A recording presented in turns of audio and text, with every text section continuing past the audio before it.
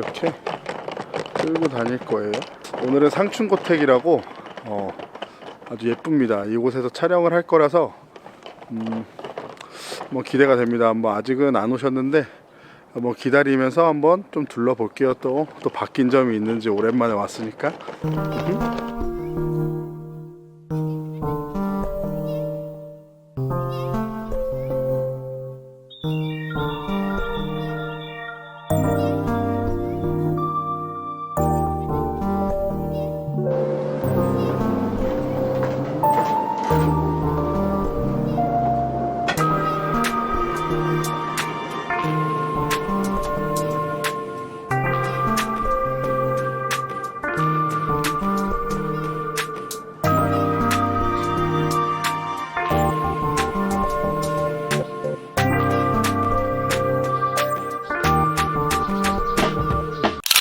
스냅 촬영을 마무리하고 이제 돌아가는 상황입니다. 오늘 날씨가 좀 흐리기도 하고 춥더라고요. 좀 내일부터 날씨가 또 살짝 풀린다고 하는데 하필 오늘 춥습니다. 그래서 애기도 우리 엄마 아빠도 좀 추운 상태로 야외 촬영을 살짝 했고, 그 다음에 들어가서 이제 따뜻한 곳에서 계속 대기하면서 우리 가족분들하고 그렇게 촬영해드렸습니다.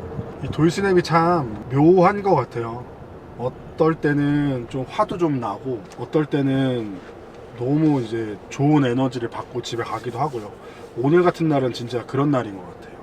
좋은 에너지를 받고 이제 가는 그런 느낌?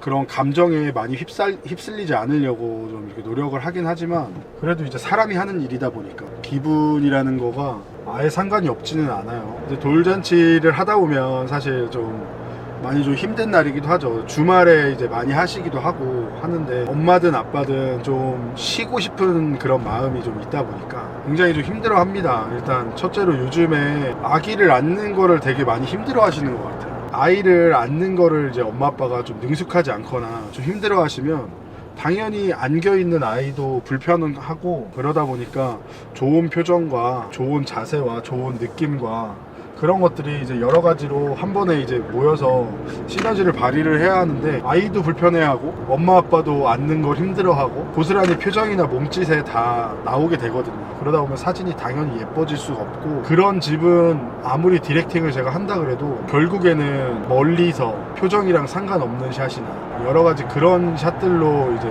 촬영본이 이제 남게 되겠죠. 그런 부분은 조금 염두에 두시고 좀 기쁜 마음에, 좀 열린 마음에, 그리고 부드러운 마음에, 좀 여유로운 마음으로 잔치를 진행하시는 게 이제 가장 좋습니다. 아이들한테도 엄마 아빠한테도, 그리고 정말 그 돌잔치의 그 의미를, 우리 아이를 정말 축하하는 자리가 될 수가 있어요. 정말 즐거운 자리, 행복한 자리, 그리고 우리 아이를 축하해주는 자리가 되셨으면 좋겠어요. 우리 아이가 주인공인 그런 자리니까.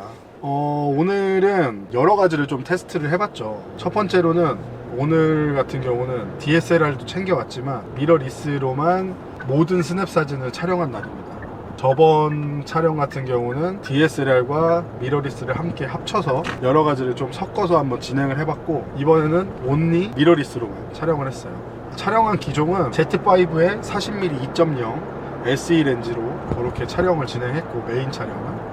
그리고 관광 영역 사진은 ZFC의 1228 DX 렌즈로 촬영을 진행을 했어요. 저는 일단은 지금 LCD로 보면서, 그리고 이제 촬영본, 제가 이제 머릿속에 지금 그려진 촬영본들은 거의 촬영이 잘 진행이 됐고요.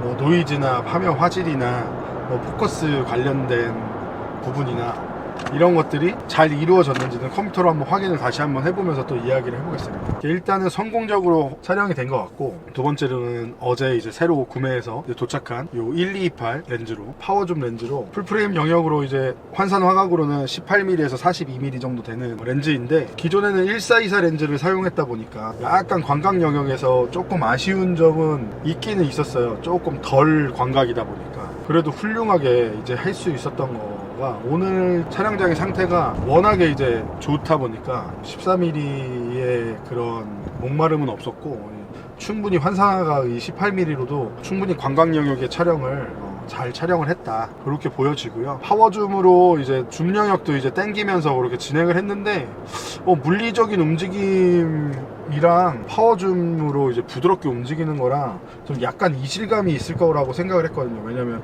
스피드상으로 물리적으로 제가 빨리빨리 돌렸을 때 그 13mm에서 24mm로 움직여지는 그 영역이 파워줌이 좀 못 따라올 거라고 좀 생각을 했는데, 이 128 요 파워줌도 꽤 잘 따라옵니다.